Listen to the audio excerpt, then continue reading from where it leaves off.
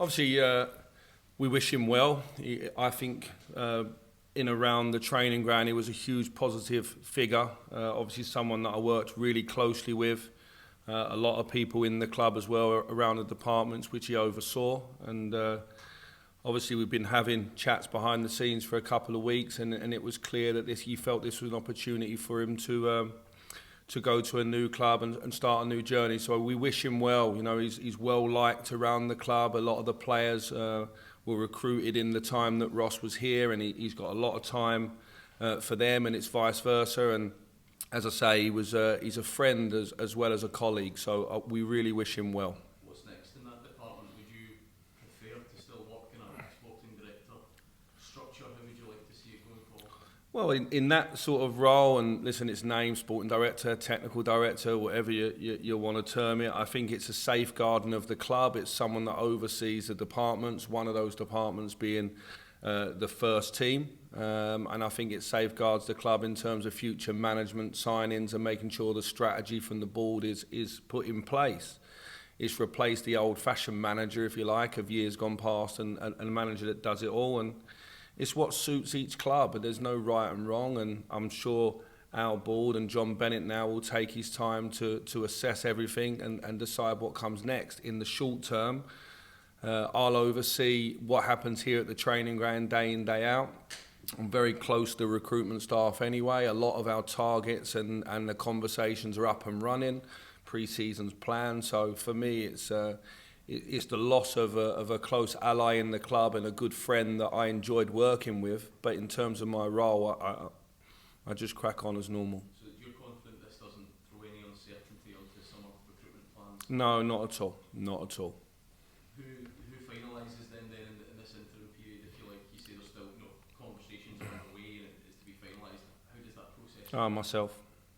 Yeah, myself. You spoke to him a lot, Michael. What part do you think the fans protest against him playing in his decision?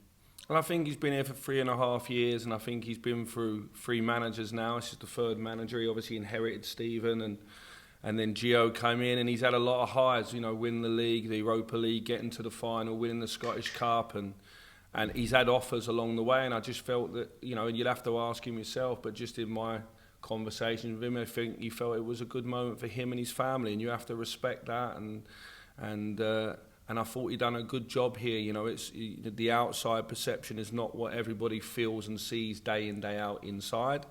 When you work in a big club, there's always going to be opinion about your success or not. But Ross will be known here as a really good guy who was here 24/7. And the one thing that in, day out, that you'll miss in terms of his personality was how positive he was through good and bad times. He was always on the remit and always on the job that the board was obviously demanding of him.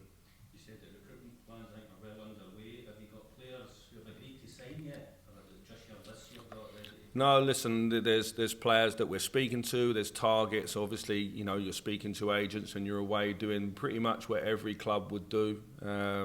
I'm not going to give you the ins and outs of that, as you can imagine, but I'm confident and I'm happy with where things are right now. Michael, you said there that John Bennett and the board will decide what happens next in terms of the football structure if there is someone overseas like Ross Wilson.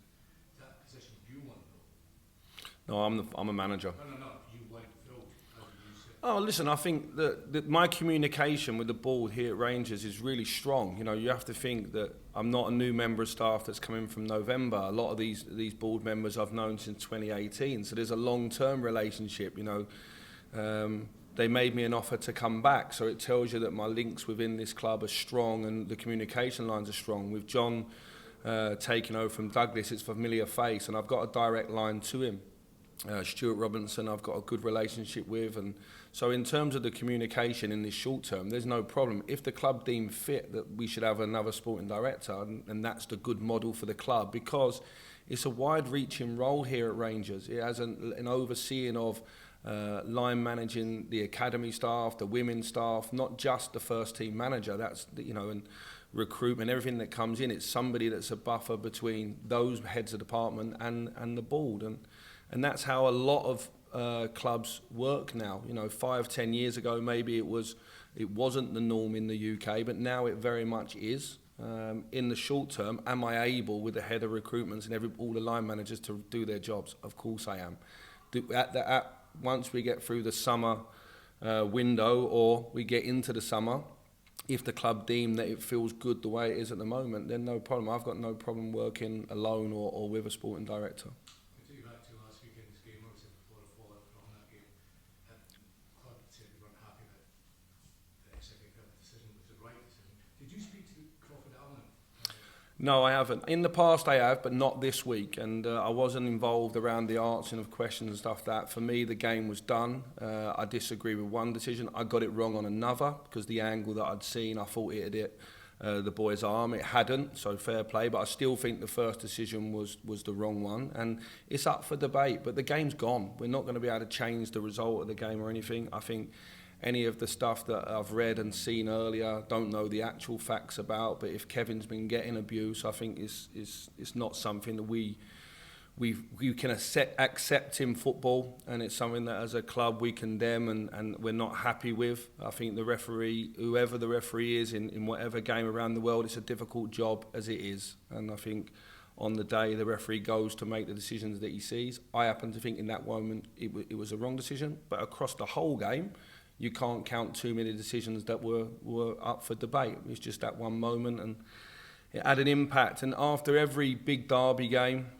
certainly this derby, it drags on for days and days and days, and we need to be careful of that. I thought it was a good game against two teams. Unfortunately, we come off second best. I'm disappointed in that more than anything else. Michael, what's the injury situation at the moment? How are you looking for the game at the weekend? There's quite a few that are unavailable this weekend. Connor Goldson's still unavailable.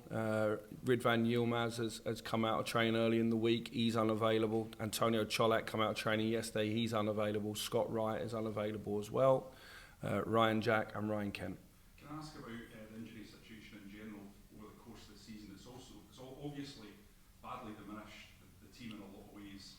Is it something the club has been looking at in detail in terms of the staffing, the amount of detail that goes into the injury situation? Is that whole department something that you're reviewing? I wouldn't say we're reviewing it because obviously I came in November, and a big part of the season is your preparation at the start. So I came in and you're picking up the pieces as you go.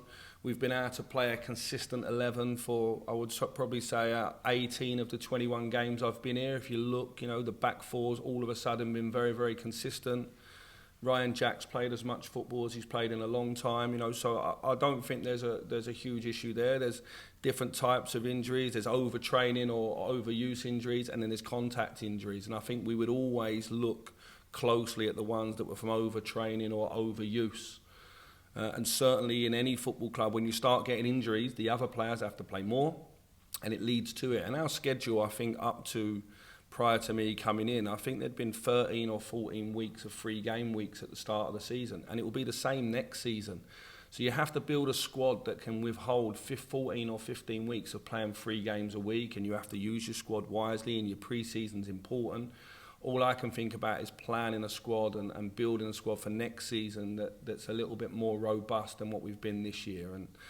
And I don't know the wheres and whys of why we've had injuries, but since I've been back in the main, I've been quite pleased. I think when you change manager 3 times in probably 14 months, like Rangers has, and then that also has staff, that different fitness staff, different ways of coaching and stuff like that, that's all an impact as well. We need some stability.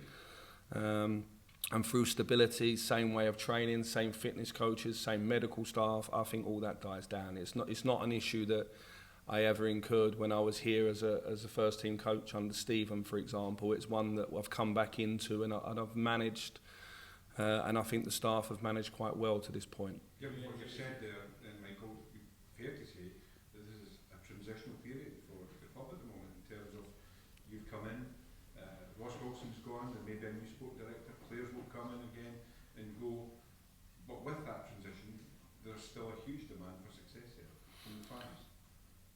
Yes, what comes as part of the course. We're a big club. I think we've got really strong foundations, and now it's about making good decisions. And that's what I would say. I think that the team has been performing well. I think that it's had a couple of games where it's had rough results, but actually there's not too much to make up. I want to move really quickly. This summer, the window, we need to be aggressive. We need to be early in the window. We need to identify good players. I think we had a good January in terms of bringing Todd Cantwell and Nico Raskin in the building, and we need to continue doing that as well. So I think there's a strong foundation. There's got to be some strong decisions made now and good decisions. And I'm excited by that. I'm excited by having the responsibility of, along with the board and the people that support me in making those decisions, but I'm excited by it. You talk about stability being required. How long do you think it will be before you have your team in place, not just on the park, everything around you as well, sport director, you can work with everything to make you comfortable with going forward? And I know you're comfortable at the moment, but you're not there yet.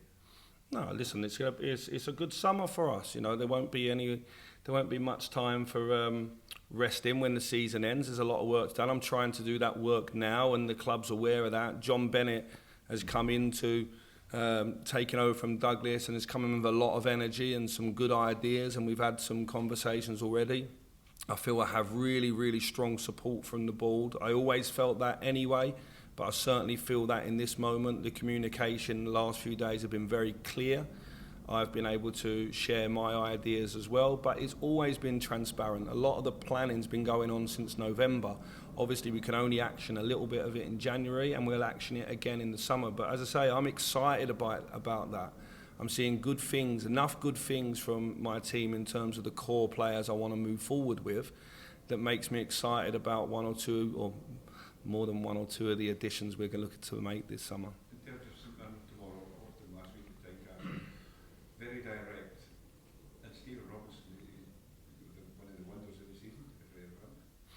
Stephen's done a very, very good job. It's interesting. We've played 21 domestic games, and I haven't played against St Mirren yet, which is obviously something with the schedule. It was obviously the last game before the World Cup break, before I came in. I think they're 3 points off of third place, and the European money there. There's a fantastic battle in the division at the moment. We're entering into the last 7 league games where, obviously, naturally with a split, but I'm assuming Aberdeen and St Mirren will make the top 6 as well. We've got 7 games against teams around us, and I think there's everything to play for some of those clubs for that European place. We can see what it did for Hearts financially this year, and the other clubs will be very aware of that. So Stephen's done a good job. I think he'll make things really difficult for us tomorrow. It's important that we bounce back. I'm looking at the team training this week. I'm happy with where we're at, and the team that we're playing tomorrow, I think it's quite an exciting team. So I'm looking forward to the game as well. Of those 5 or 6 fresh entries that you mentioned, is there concern that any of those could be longer term? We'll have to assess. I think 1 or 2 are just nicks and niggles that we don't want to take a risk on right now. Obviously, Connor, we know, is going to be away with a possibility of playing next weekend, but we've got an eye obviously on the semi-final for him. Ryan Kent, right at the end of the game, had an awkward landing, and he's got quite a lot of bruising around it and has not been able to come back to training this week. So we just need to assess where that is early part of next week. Ridvan will be back. Tony has a slight problem with his calf. Jacko yesterday just opened his knee out a little bit, but we don't think there's anything major there. Michael, go back to the transfer work in the summer. Previously with QPR, I think you signed 4 Bosmans in the summer there, and you've had success previously with Sakala and Lundstrom. Is that a market you'll be looking to go into again? Well, we just went into it obviously in the last window with Todd and Nico, and we're always looking at what's out there and what's interesting, and how we can maximise, you know, the budget that we've got to bring in as many good players. The first thing is, do they fit Rangers, not the price. We are certainly in a country where we have to cut our cloth cleverly and according to the budget that we have, but it's a market that I'll look at closely. I think, you know, if you look at this year with someone like Malik Tillman alone with an option is always great as well for a player at maybe a big club that cannot break through. There's lots, and with me and my staff, the big thing is our network is very strong. If you add that then to the recruitment team here, we're searching far and wide, but if the window goes how I plan it to go, then you'll be able to trace a lot of the players back to some that maybe I've worked with, or you'll be able to see the links. They'll be clear. It's important that we recruit strongly, and we recruit the right type of people as well. Last few, please, guys. Michael, how do you hope to use this last run of games? Is this an opportunity to give the guys who have not had a lot of game time some more minutes? first thing is we have to keep winning, and I want a strong Rangers on the team, and it certainly won't devalue the shirt and just give people minutes because I think they've been waiting. They have to deserve them, and we've got a semi-final, and we want to end the season well. We want to retain the Scottish Cups. There's still a lot to play for. Within that, there will be opportunities, but the biggest thing is that the players have to earn it on the training pitch. So Robbie McCrory out on the pitch as the third goalkeeper at the weekend. Is his chance coming up soon? Yeah, he's getting closer and closer to where I think, in full fitness. Since I come in, he's barely been able to train or play, but now he has had 2 B team games, and in this last few games, it's fair to say that at some point you will see Robbie McCrory being given an opportunity for sure. Thanks, guys. Cool. Bailey's.